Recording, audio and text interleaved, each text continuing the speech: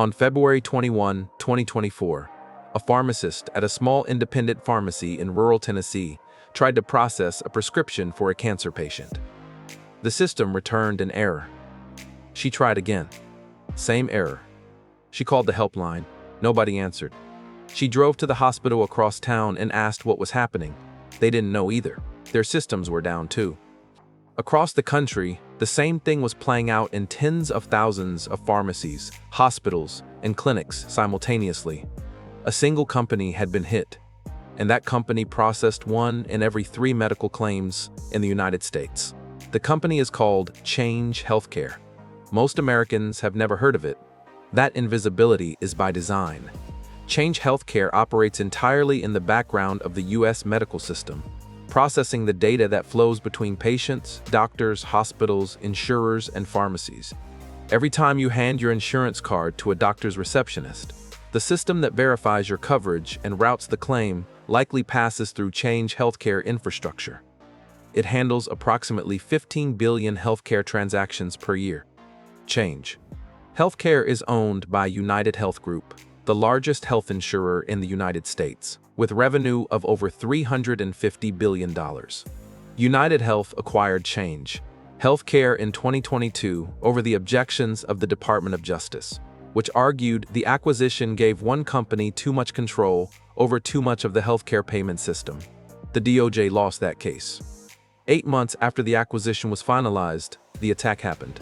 The attackers were a ransomware group called ALPHV, also known as Black Cat. They entered Change Healthcare's network through a Citrix remote access portal that was not protected by multi-factor authentication.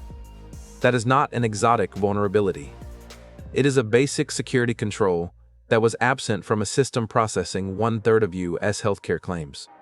The group spent time inside the network before deploying their ransomware, mapping systems, identifying backups, positioning for maximum damage. Then they encrypted everything. The impact was immediate and cascading. Pharmacies could not process insurance claims.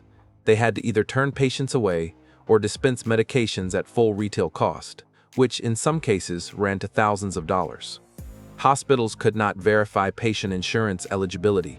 Doctors could not submit claims and stopped receiving payments. Small medical practices, already operating on thin margins, began running out of cash within days. Patients with chronic conditions, cancer, HIV, diabetes, faced gaps in their medication access while the system tried to recover. United Health paid the ransom. The amount was $22 million in Bitcoin, transferred to a cryptocurrency wallet controlled by ALPHV. This is the part the company did not want publicized. Paying ransoms is legal in the United States, but deeply problematic.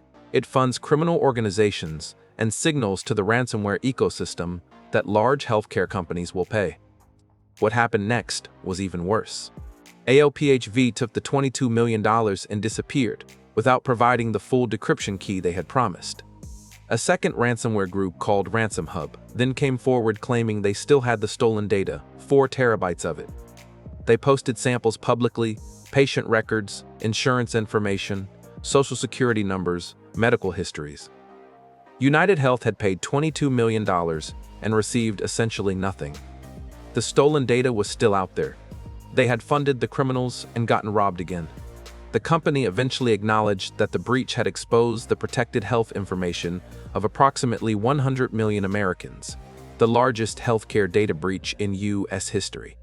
The financial cost to United Health exceeded $2 billion in the first year after the attack, covering remediation, temporary systems, loans to affected providers, and regulatory responses. The human cost is harder to quantify. The American Hospital Association surveyed its members and found that 94% experienced financial impacts from the outage.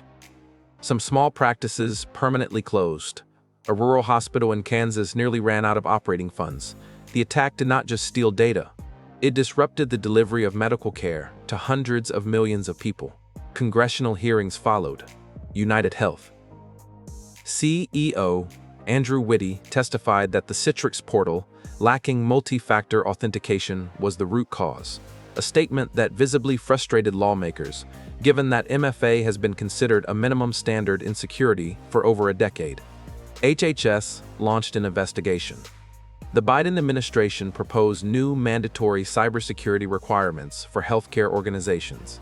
The core problem remains. U.S. healthcare infrastructure runs on a handful of centralized clearinghouses, and a single attack on any one of them can cascade into a national emergency. Change. Healthcare is back online. The backlog of unprocessed claims has mostly cleared.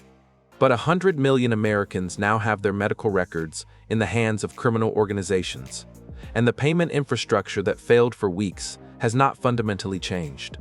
The concentration that made this attack so damaging, one company, one network, 1/3 of all U.S. healthcare claims, still exists. ALPHV is gone, but the ransomware economy is not. And somewhere, another group is looking at the map of critical healthcare infrastructure and identifying the next single point of failure. If one company breaking American healthcare stayed with you, the story of its parent goes deeper. The hack that broke American healthcare follows United Health Group through the full collapse. It is on this channel.